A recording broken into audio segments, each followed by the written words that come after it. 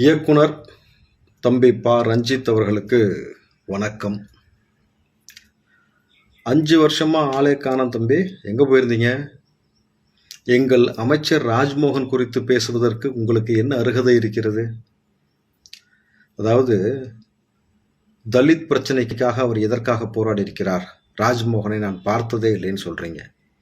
களத்தில் தலித்துகளுக்காக எத்தனை இளைஞர்களை இன்றைக்கு அட்வொகேட்டாக மாற்றிருக்கிறாரு. எவ்வளோ இளைஞர்களை படிக்க வச்ச ஒரு மாபெரும் தலைவர் அண்ணன் ஆம்ஸ்ட்ராங் அவர்கள் இருந்த பொழுதே அவருக்கு ஓட்டு போடாத ஆள் நீங்கள்.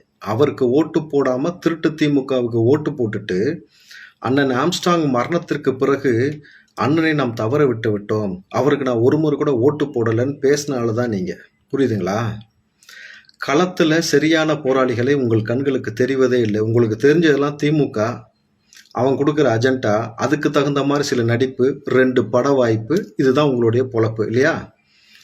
எங்கள் அமைச்சரை குறித்து பேசுவதற்கு என்ன அருகதற்கு உங்களுக்கு?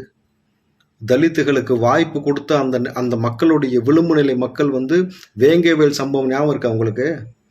இங்கே தலித்துகள் படித்த பொழுது புல்லட் ஓட்டின போது வெட்டினாங்களே திமுக காலத்தில், அப்போல்லாம் என்ன பண்ணிக்கிட்டு இருந்தீங்க நீங்கள்? மாணவர்களை வெட்டினது, சிறுநீரகம் குடிக்க வச்சது, தொடர்ச்சியாக தலித் மீது எவ்வளவு தாக்குதல் நடந்தது.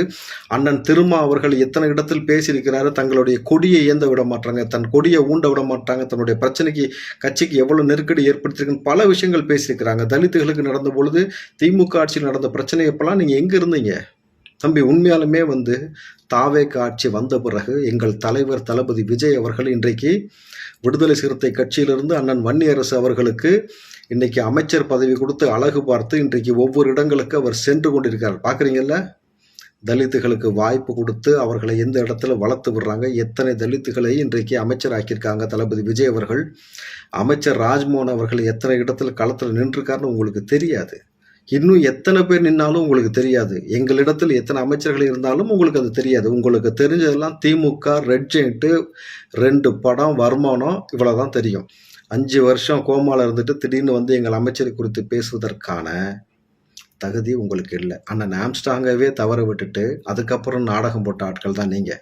ஸோ உங்களுக்கு களத்தில் நிற்பவர்களை தெரியாது. ஆனால் எங்களுக்கும், எங்கள் அரசிற்கும், எங்கள் முதலமைச்சர் தளபதி விஜய் அவர்களுக்கும் நன்றாக தெரியும் யாரை எந்த இடத்தில் அமர வைக்க வேணும்னு. புரிஞ்சா? தேவையில்லாமல் வாய் விடாதீங்க, சரிங்களா? ஒரு சமூகத்தை வைத்து பிளப்பு பிழைப்பதை நிப்பாட்டிட்டு நியாயமான விஷயத்துக்கு குரல் கொடுங்க. நன்றி தம்பி.